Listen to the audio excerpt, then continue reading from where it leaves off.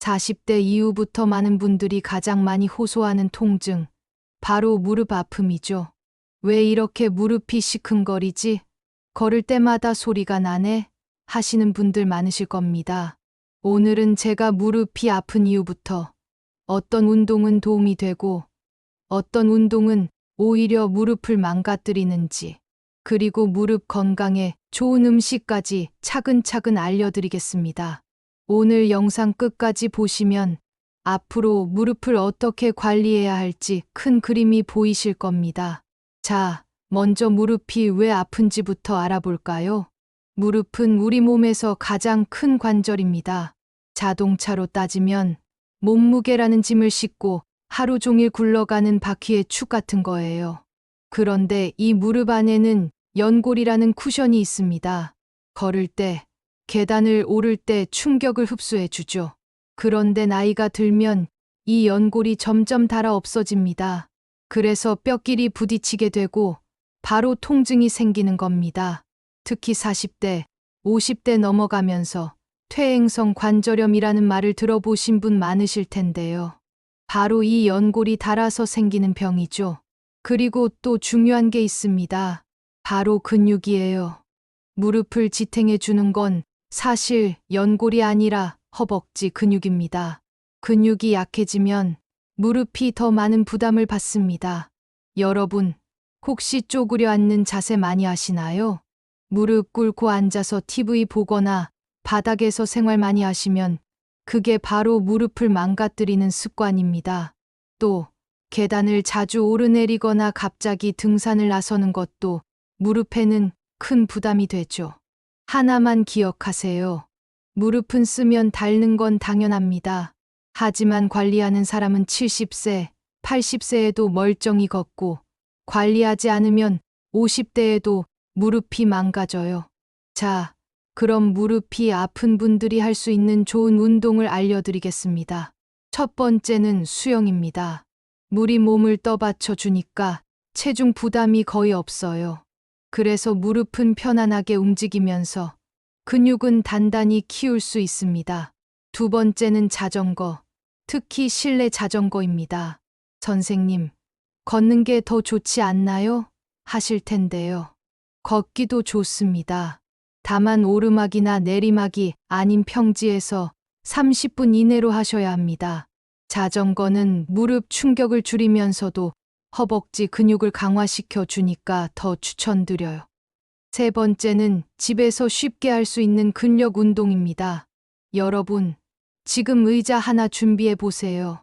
자, 의자에 앉았다가 완전히 일어나지 말고 반만 앉았다가 일어나는 동작을 10번 해보세요.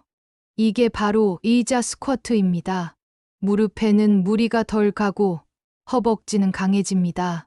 또 하나 알려드릴게요. 앉아서 다리를 쭉 뻗은 다음 발끝을 자기 쪽으로 당기고 10초간 유지하세요. 그리고 천천히 내려놓습니다. 이걸 하루 10번씩만 하셔도 무릎이 훨씬 편해집니다. 기억하세요. 무릎 건강은 연골이 아니라 근육이 지켜줍니다. 자, 이제 반대로 무릎에 좋지 않은 운동도 꼭 짚고 넘어가야 합니다. 첫 번째, 등산입니다. 특히 내리막길. 내리막을 내려올 때는 체중이 무릎에 5배 이상 실립니다. 그래서 연골이 급격히 닳아버려요. 두 번째, 줄넘기나 달리기, 점프 운동입니다. 이건 충격이 무릎에 그대로 전달되기 때문에 무릎이 안 좋은 분들에겐 독약 같은 운동이에요. 세 번째, 쪼그려 앉아서 하는 스트레칭이나 무릎 꿇는 요가 자세. 이건 연골을 압박해서 빨리 닳게 만듭니다. 혹시 지금까지 내가 하고 있던 운동이 여기에 해당된다면 오늘부터는 꼭 바꾸셔야 합니다. 운동만큼 중요한 게 생활 습관입니다. 무릎이 편하려면 체중을 조절해야 합니다. 여러분, 체중 1kg 줄이면 무릎에는 35kg의 하중이 줄어듭니다.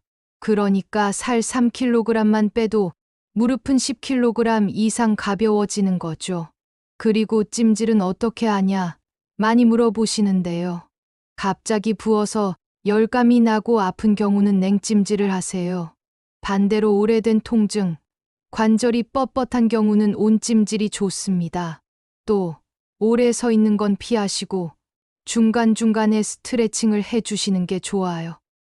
무릎 보호대나 충격 흡수 깔창도 도움이 됩니다. 마지막으로 음식 이야기를 해볼까요? 무릎 건강에는 항염 작용이 있는 음식이 필요합니다. 첫 번째, 등푸른 생선, 고등어, 연어, 정어리 같은 생선에는 오메가3가 풍부해서 염증을 줄여줍니다. 두 번째, 멸치 같은 뼈째 먹는 생선입니다. 칼슘이 풍부해서 뼈를 튼튼하게 해주죠. 세 번째, 콩류, 두부, 두유, 검은 콩은 단백질이 풍부해서 근육을 키워줍니다. 네 번째, 녹황색 채소, 브로콜리, 시금치에는 항산화 성분이 많아서 연골 손상을 막아줍니다. 마지막으로 과일, 특히 체리나 블루베리 같은 베리류는 염증을 가라앉히는 데 도움이 됩니다. 반대로 피해야 할 음식도 있습니다. 단 음식, 가공식품, 기름진 음식은 몸의 염증을 악화시키고 살을 찌게 하니까 무릎 건강엔 최악이죠. 무릎 건강은 식탁에서부터 시작된다고 꼭 기억하세요. 자, 오늘 말씀드린 것처럼 무릎 통증은 누구나 겪을 수 있는 자연스러운 변화입니다. 하지만 방치하면 점점 심해지고 결국 수술까지 가게 돼요. 약이나 주사, 수술은 마지막 선택입니다. 그 전에 우리가 할 수 있는 게 바로 생활 습관 관리와 운동입니다. 조금 불편하더라도 오늘부터 관리해 보세요. 무릎은 쓰면서 지켜야 하는 관절입니다. 오늘 영상 보시면서 내가 하고 있던 습관이 무릎을 아프게 했구나 느끼셨나요?